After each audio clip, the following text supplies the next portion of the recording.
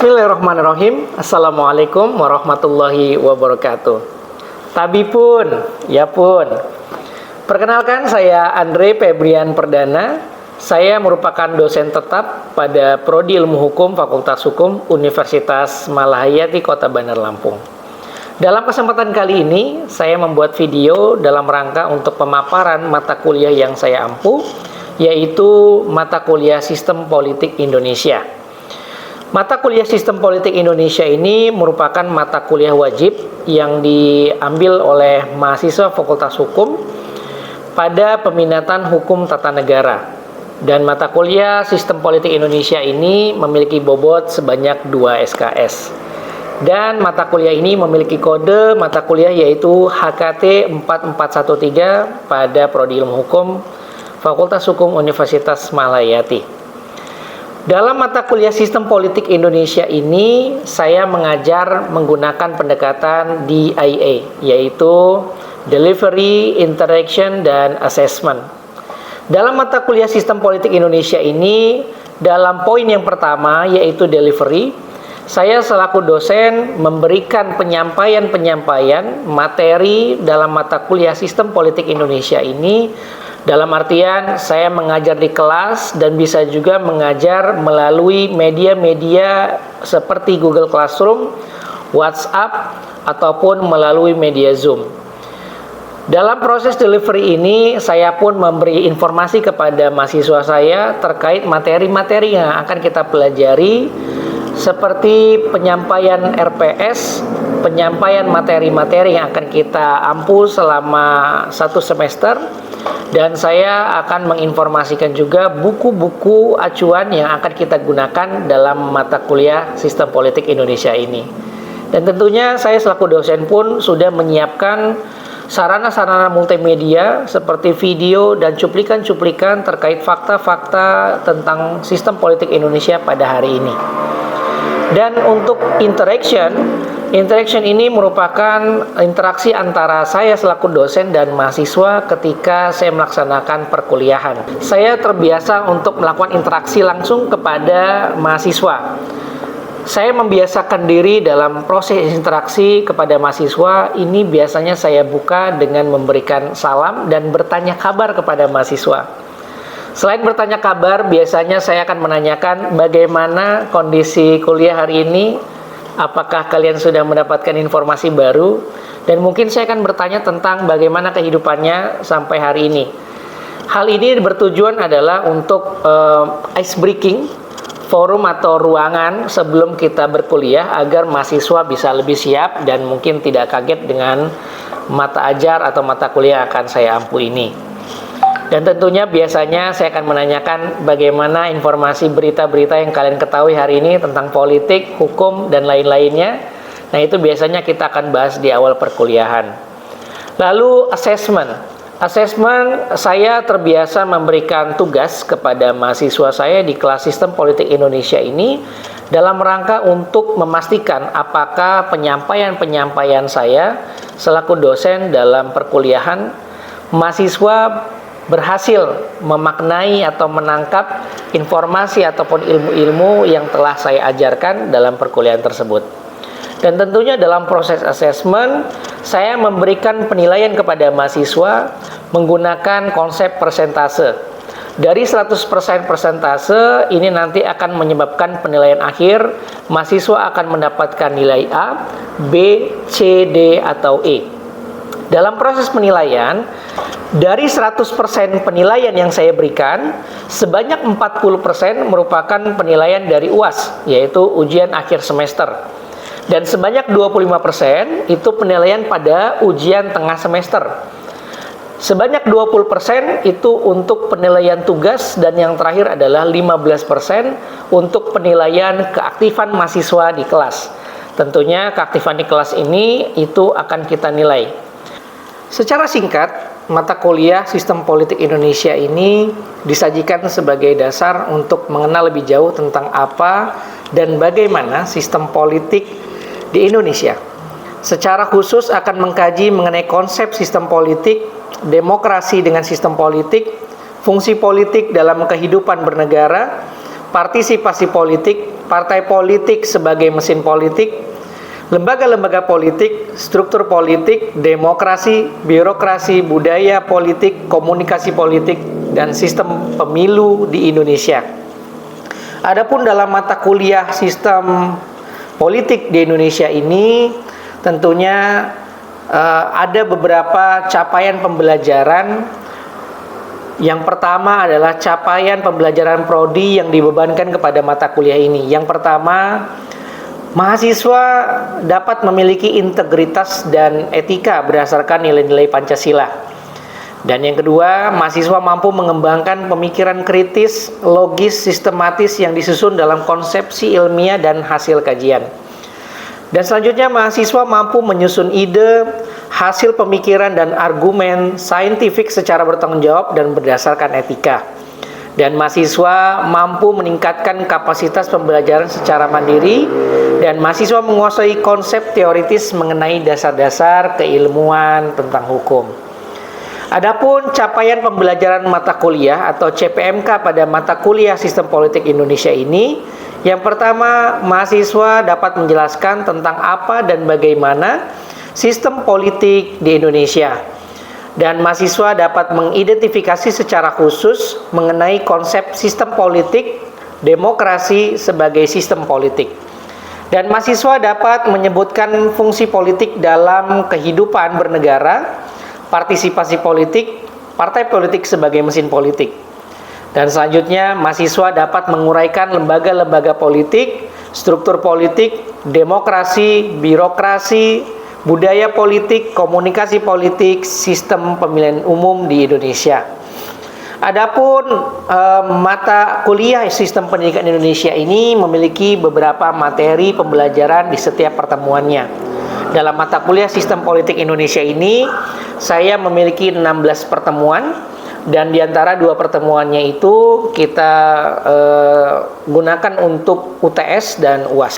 Adapun materi pembelajaran pada mata kuliah Sistem Politik Indonesia ini, yang pertama konsep sistem politik, yang kedua demokrasi sebagai sistem politik, yang ketiga fungsi politik dalam kehidupan bernegara, yang keempat partisipasi politik, yang kelima partai politik sebagai mesin politik, yang keenam lembaga-lembaga politik, yang ketujuh struktur politik, kedelapan demokrasi, 9 birokrasi, 10 budaya politik, 11 komunikasi politik, dan yang terakhir ke-12 sistem pemilihan umum di Indonesia. Dan ini akan kami sampaikan dan biasa kami sampaikan di perkuliahan. Biasanya di sebelum perkuliahan ini kita mulai di pertemuan pertama, saya menyampaikan RPS dan kontrak perkuliahan kita selama 1 semester. Adapun yang telah saya sampaikan berikut ini adalah cuplikan video terhadap pengajaran saya perkuliahan secara langsung di dalam kelas. Selamat menyaksikan. Oke, bismillahirrahmanirrahim. Assalamualaikum warahmatullahi wabarakatuh. Waalaikumsalam warahmatullahi wabarakatuh. Oke, alhamdulillah hari ini kita ketemu lagi ya. Jadi dari liburan kita mungkin panjang nih, dari semester 6 ke semester 7 ya. Oke, mungkin nanti di semester 7 ini ada sedikit perbedaan mata kuliah, terus perbedaan pendekatan dari dosen ke mahasiswa. Karena esensinya gini, semester 7 itu udah tinggal selangkah lagi kita mau skripsi, ya. Ini nggak kerasa banget ya, tahu-tahu nanti ngajuin tulisan, judul, tahu-tahu skripsi. Kayak nggak kerasa ya, perasaan kemarin baru semester 1 kayaknya ya. Masya Allah nih. Jadi harapan kita sebagai dosen nih, mahasiswa yang semester 7, justru ini sprintnya. Pernah ngeliat orang balap lari nggak? Ya, kalau orang balap lari itu dari mulai start biasanya menjelang finish tuh justru dia malah nge-sprint ya, karena memang intinya itu di situ ya. Nah, dalam Islam pun menjelaskan akhir dari seseorang itu dilihatnya dari di endingnya ya, bagus atau enggak. Walaupun orang ini misalnya mohon maaf enggak sholat seumur hidup, tapi yang dilihat endingnya. Kalau endingnya tobat, beres. Nah, ini kalian waktu di perkuliahan pun yang dilihat nanti adalah di ending. Makanya nanti ini kan udah semester 7 nih ya, bertaubat lah ya. Maksudnya berubah dalam artian lebih serius lagi, karena ini sebentar lagi sudah menuju akhir. Kita mau skripsi, mudah-mudahan lulus tepat waktu semua ini ya. Tulisan kira-kira udah ada gambaran belum nih? Ya, anak-anak HTN ini kan bicara politik berarti ya, bicara tentang tata negara. Oke. Di semester 7 ini kita ada beberapa mata kuliah yang mungkin nanti saya ampu, tapi wabil khusus kita akan bahas di kelas ini tentang sistem politik di Indonesia ya. Kemarin grup WhatsApp udah kita bentuk ya. Jadi RPS dengan kontrak kuliah kita sudah share, mudah-mudahan teman-teman sudah di-download semua, sudah dibaca. Jadi hari ini adalah pertemuan kita yang pertama ya.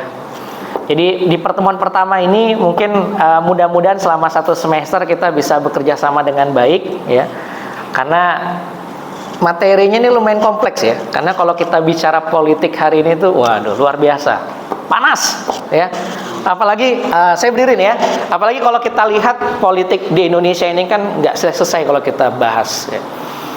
Dan makanya mata kuliah sistem politik Indonesia ini menurut saya walaupun nanti ini kompleks, saya yakin mahasiswa justru bakal tertarik dengan mata kuliah ini ya.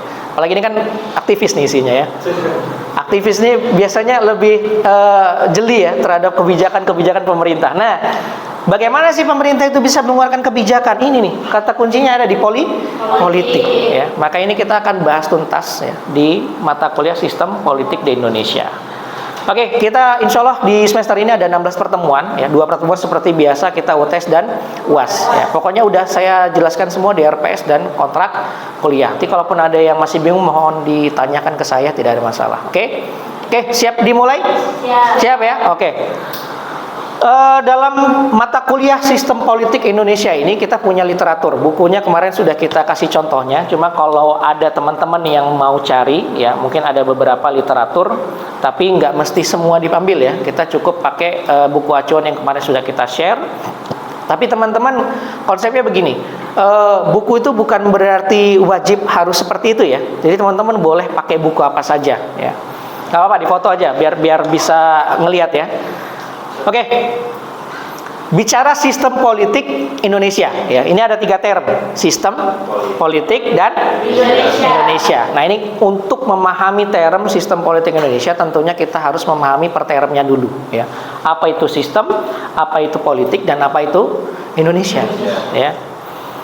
Jadi dalam istilah sistem nanti kita akan bertanya apa sih sistem itu? Ini kita biasanya di kehidupan sehari-hari itu sering dengar ya kata-kata sistem ya. Sistem MLM misalnya. Ada yang pernah MLM nggak nih? Atau sistem arisan menurun. Pernah ikut arisan menurun nggak? Ya, jangan ya. Oke. Intinya bahasa sistem ini udah terbiasa kita dengar di kehidupan sehari-hari. Apalagi kita di dunia kampus pasti sering mendengar kata sistem perkuliahan ya, sistem pengajuan judul ya, atau sistem yang lain. Misalnya kita ke P3T saja sudah ada alur sistemnya ya. Tapi apa sih itu sistem ya? Nanti kita akan bahas ya. Lalu apakah sistem ini juga dipakai dalam dunia politik? Tentu iya ya. Nanti kenapa bisa dikatakan seperti itu? Biar nanti kita bahas satu-satu ya. Baik. Nah, kira-kira nih kalau dari kata sistem itu sendiri, kira-kira teman-teman ada yang mau coba jawab nggak? Kira-kira sistem itu apa? Wis. Ini aktif sekali nih kayaknya ya. Masya Allah. Silakan. Menurut saya ya Pak, ya. sistem itu adalah suatu kesatuan yang di dalamnya itu ada elemen untuk memudahkan aliran informasi, lalu energi itu untuk apa namanya? Nggak apa-apa, pakai bahasa sendiri nggak apa-apa, nggak mesti textbook lah istilahnya. Iya Pak, untuk namanya Pak. Gimana? Untuk mendapatkan tujuan? Iya, untuk mendapatkan tujuan. Tujuan, oke. Ada yang lain mungkin punya kalimat sendiri? Oke, silakan. Kalau dari sistem itu sendiri itu unsur atau komponen yang dimana itu saling berkaitan untuk menjadi satu kesatuan dalam mencapai satu tujuan. Oke, cakep ya. Ada yang lain? Laki-laki nih? Oke, Ji, silakan. Menurut saya itu sistem itu sebuah otak ya Pak. Kayak otak? Ya, Oke. sebuah otak yang saling bekerjasama untuk mengerjakan suatu tujuan. misalkan kalau di dalam sistem di Indonesia ini suatu otak yang mengendalikan instrumen negara. Oke, Bu, bahasanya aktivis banget ini ya, Masya Allah. Oke, jadi apa yang sudah teman-teman tadi sampaikan itu sudah cukup baik ya, sudah benar. Berarti bukunya dibaca nih berarti, alhamdulillah ya. Jadi kalau kita bicara sistem, berarti sistem ini adalah sebuah kesatuan ya. Tapi walaupun kita bicara satu kesatuan, biasanya di satu kesatuan ini punya elemen-elemen di dalamnya ya. Dan yang pasti elemen-elemen ini punya fungsi dan pekerjaannya masing-masing, tapi nanti dipadukan dalam satu kesatuan punya satu tujuan. Makanya kalau kita sering dengar misalnya sistem pernafasan ya. Sistem pernafasan itu kan kita bicara berarti dalam proses pernapasan, dalam sekali kita isap oksigen, berarti di situ ada elemen-elemen yang mendukung sehingga ini punya tujuan. Tujuannya apa? Bernafas ya. Misalnya contoh dalam sebuah sistem pernafasan, berarti di situ mungkin kita sebutkan ada elemen. Elemen yang pertama mungkin hidung ya, komponennya. Mungkin selanjutnya ada apa tadi? Kerongkongan ya. Terus ada paru-paru ya. Dan tentunya mungkin ada otak yang memberikan instruksi bahwa oh, orang ini butuh oksigen ya. Maka itu namanya komponen dan dijadikan sebuah sistem karena punya tujuan ya. Nanti kita akan bahas ciri-ciri sistemnya yang lebih kompleksnya. Cuma intinya adalah kalau kita bicara sistem berarti itu bicara ada banyak elemen tapi punya satu. Baik, pengertian sistem ini memang kita biasa temukan di kehidupan kita sehari-hari ya. Dalam pembicaraan kita atau dalam bahasa ilmiah ya, atau dalam bahasa kita di kampus itu sering banget kita temukan bahasa sistem ya. Itulah tadi maksudnya. Mungkin kalau teman-teman sering ngelihat di kampus ini kita itu punya sistem gitu kan. Atau teman-teman yang aktivis nih di organisasinya itu punya sistem ya. Sistem itu maksudnya itu tadi punya elemen-elemen tapi punya satu tujuan ya. Misalnya contoh nih, organisasi itu biasanya kan punya elemen mungkin ketuanya, ya, sekretaris, punya tujuannya masing-masing, punya tupoksinya masing-masing, tapi punya satu tujuan. Itulah namanya sistem ya. Nah, biasanya dalam sebuah elemen-elemen dalam sistem, yang pertama ini mohon maaf tulisannya kecil ya. Ini karena nggak terlalu jauh, tapi nggak apa-apa, ini saya bacakan saja. Biasanya elemen itu pertama pasti punya tujuan. Ya, makanya saya tadi udah kata kuncinya punya satu tujuan. Setiap sistem pasti punya tujuan. Kalau dia nggak punya tujuan bukan sistem namanya. Ya. Dan yang selanjutnya setiap elemen dalam sistem itu harus ada input. Contoh kasus tadi analoginya dalam proses sistem pencernaan atau sistem pernafasan. Inputnya apa? Inputnya oksigen ya. Masuk ke dalam sebuah sistem dan di sistemnya itu nanti akan diproses ya. Makanya selanjutnya dalam elemennya yaitu proses. Oksigen masuk ke dalam sebuah sistem pernapasan, di paru-paru dia diproses. Kenapa? Karena memang tubuh ini butuh oksigen. Ini jadi belajar biologi kita ya. Nggak ada masalah. Ini namanya analogi ya, biar kita pakai analogi itu biar lebih paham lah. Kalau kita bicaranya berat takutnya nanti pecah nih otaknya ya. Nah, setelah input diproses, biasanya dia akan mengeluarkan output, produk. Makanya sistem itu pasti punya produk. Organisasi punya sistem. Produknya apa? Mungkin produknya kebijakan organisasi atau aturan organisasi atau ADART organisasi. Itulah produk sistem, ya. Lalu yang kelima, yang namanya sistem itu harus punya batasan. Kalau dia unlimited, berarti dia bukan sistem. Ya, ini harus kita pahami dulu. Sistem itu punya batasan. Ya, misalnya contoh kita bicara tadi saluran pernafasan ya, sistem pernafasan. Maka kalau kita bahas di situ komponennya ada hidung, ada kerongkongan, ada paru-paru, ada otak yang memberikan perintahnya. Tapi apakah organ yang lain, misalnya hati atau liver misalnya, ada nggak di situ di bagian dalam sistem pernafasan? Enggak, ya, karena liver tidak digunakan untuk bernafas, ya. Maka dalam sistem pernafasan terbatas hanya itu saja. Maka lever, mungkin mohon maaf anus itu tidak digunakan dalam proses sistem pernafasan. Sama halnya nanti kita bicara sistem politik, ya, maka dia punya batasan, ya. Dan selanjutnya elemen dalam sistem itu ya punya mekanisme pengendalian dan umpan balik atau feedback, ya. Oksigen tadi masuk ke dalam sebuah sistem pencernaan, diproses lalu menghasilkan output, produknya adalah karbon dioksida. Karbon dioksida ini ya di dalam kehidupan kita akan diserap oleh tumbuhan karena memang mereka membutuhkan karbon dioksida ya. Akhirnya apa? Dalam suatu siklus pernafasan kita yang dibutuhkan oksigen tadi itu, pohon tadi menyerap karbon dioksida kita dan mengeluarkan oksigen ya. Benar-benar ini belajar biologi akhirnya ya. Oke. Nah, makanya dalam sistem itu harus ada feedback karena memang alurnya itu looping ya. Dari mulai input proses ke output itu akan balik lagi ke input dalam sebuah feedback. Maksudnya gimana? Nanti kita akan ada bagannya. Kita akan jelaskan ya. So, tenang aja ya. Oke, selanjutnya yang ketujuh ya, elemen itu punya lingkungan ya. Lingkungan yang mempengaruhi sistemnya. Baik itu secara internal ataupun eksternal yang akan mempengaruhi kerja sistemnya ya, atau mempengaruhi proses sistemnya. Makanya kalau kita perhatikan misalnya, anggap bicara sistem politik nih. Bagaimana sih sistem politik Indonesia hari ini? Otomatis akan bicara pengaruh lingkungannya. Ya, baik itu internal dari dalam negeri ataupun dari luar negeri ya. Nanti kita akan bahas ada bagannya. Oke, sebelum lanjut, kira-kira masih ada yang bingung tentang sistem? Udah ada gambaran lah ya. Oke.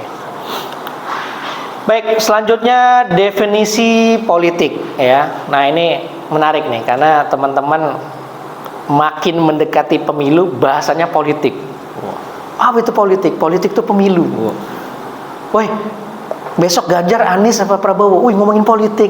Emang apa sih politik itu? Ya. Kadang kita mengucapkan sesuatu ya, kata atau term itu kadang kita itu belum paham maknanya, tapi kita itu mencoba untuk memaksakan bahwa kita itu paham maknanya. Benar nggak?